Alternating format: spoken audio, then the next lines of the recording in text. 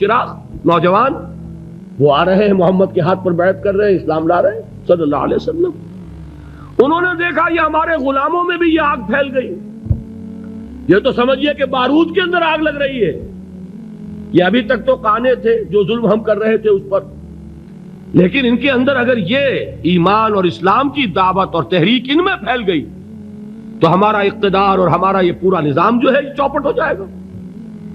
یہ ہے وہ چیز جو میں نے کل آپ کو اقبال کا مصرع سنایا تھا کہ نظام کہنا کے پاس بانو یہ مارز انقلاب میں ہے، beware of the revolution that is coming. لہذا اپنی پوری قوتوں کو جمع کرو اور کچل دو انہیں، مارو انہیں۔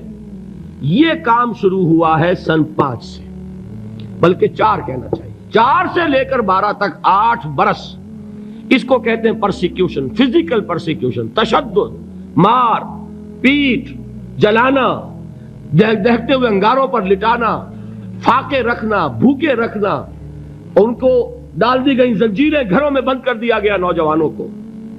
حضرت عثمان کو چچا نے ان کے ایک چٹائی کے اندر لپیٹا اور دھونی دے دی، دم گھٹ رہا ہے، جان نکل رہی ہے۔ حضرت مصعب بن عمیر رضی اللہ تعالی عنہ، وہ نوجوان 200 درہم کا جوڑا ان کا سل کر آتا تھا شام سے تیار ہو کر، لباس معطر ہوتا تھا، جدھر سے نکل گیا پوری گلی جو ہے وہ معطر ہو گئی، انگلیاں اٹھ رہی ہیں، وہ جا رہا ہے مصعب، یہ خوشبو اس کی ہے۔ اس مصعب کے ساتھ کیا سلوک کیا؟ باپ تو مر چکا تھا، ماں نے پالا تھا، دولت بہت چھوڑ کر گیا تھا باپ، لہذا ماں نے بڑے ناز و نام میں پالا، بڑے لاڈ پیار میں، 200 درہم کا جوڑا تیار ہو رہا ہے۔ لیکن یہ کہ آپ کو معلوم ہے عرب کے اس معاشرے میں عورت کی کوئی حیثیت نہیں تھی، ماں کا اختیار نہیں تھا، چچا تھا اب سربراہ خاندان کا۔ چچا نے کہا مصعب اگر تم نے اپنے باپ کا دین چھوڑ دیا ہے تو باپ کی دولت پر بھی تمہارا کوئی حق نہیں ہے، نکل جاؤ گھر سے۔ اس نے یہ سوچا تھا کہ مصعب کے ہوش ٹھکانے آ جائیں گے، دن میں تارے نظر آ جائیں گے، ناز و نام میں پلا ہوا گھر سے نکل کے جائے گا کہاں، یہ سارا نشہ جو ہے توحید کا یہ حیران ہو جائے گا۔ حضرت مصعب کا جواب بالکل برعکس تھا، اچھا ٹھیک ہے چچا جان میں گھر چھوڑتا ہوں۔ وہی بات جو کبھی کہی تھی ابراہیم نے، باپ نے کیا کہا تھا؟ واجرنی ملیہ، جاؤ چلے جاؤ، دفع ہو جاؤ میری نگاہوں سے۔ حضرت ابراہیم نے کیا جواب دیا تھا؟ سلام علیک ساستغفر لک ربی انہ کان بی حفیہ۔ اچھا ابا جان آپ کا حکم یہی ہے تو میں چلتا ہوں، آپ پر سلامتی ہو، میرا رب مجھ پر بڑا مہربان ہے، میں اس سے آپ کے لیے استغفار کروں گا۔ چل دی۔ یہی جو ہے حضرت ابراہیمی کی نسل ہے نا قریش۔ آج ابراہیم کے ایک بیٹے کے ساتھ وہی معاملہ ہو رہا ہے مصعب کے ساتھ، اور مصعب چلنے کے لیے تیار ہو گئے۔ چچا نے سوچا، میں سمجھتا تھا کہ ہوش ٹھکانے آ جائیں گے، یہ تو تیار ہو گیا نکلنے کے لیے۔ غصے میں آ کے اگلی بات کہی، یہ کپڑے جو پہنے ہوئے تم نے یہ بھی اسی مشرک باپ کی کمائی کے ہیں، اتارو ان کو۔ وہیں کپڑے اتارے، مادر زاد برہنہ گھر سے نکالے گئے۔ ماں کے پاس پہنچے، ماں نے آنکھوں پر ہاتھ رکھے، مصعب کیا ہوا؟ کہ ماں سے کہتے ہیں کہ ماں میں موحد ہو گیا ہوں، اور وہاں سے گئے پھر حضور کی خدمت میں، کپڑے کہیں سے مانگے ہوں گے۔ یہ مصعب ہیں 200 درہم کا جوڑا پہننے والے۔